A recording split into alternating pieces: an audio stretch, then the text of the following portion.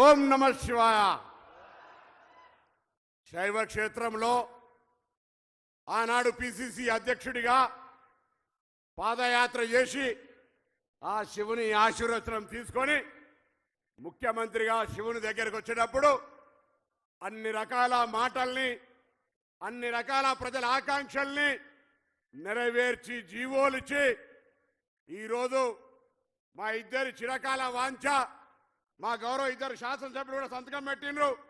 నలుగురం కలిసి శ్రీధర్ బాబు గారితో సహా మిగతా ఉమ్మడి జిల్లాకు సంబంధించిన అందరం కలిసి ఈరోజు భవిష్యత్తు తరాలకు చరిత్రలో పేరు ఉండే విధంగా నిత్య అన్నదాన సత్రానికి 35 కోట్ల రూపాయలు ఇచ్చిన ముఖ్యమంత్రి గారికి ఒక్కసారి గట్టిగా చప్పట్లతో స్వాగతం చెప్పాల్సిగా కోరుతా ఉన్నా.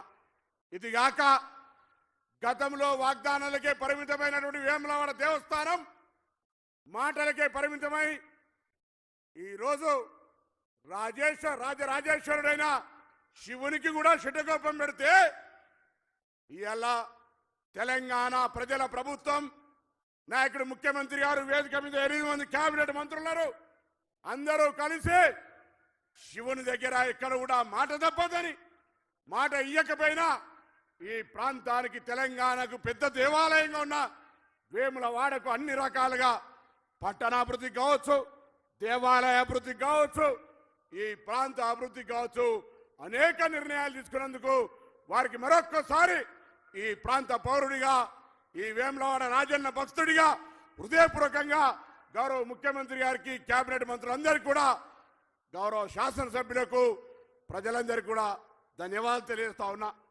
ఈరోజు గౌరవ ముఖ్యమంత్రి గారు 11 నెలలు కాబోతోంది. రేపు ఈ యొక్క 11 నెలలు అయిపోయాయి. ఈ ప్రభుత్వం లోపల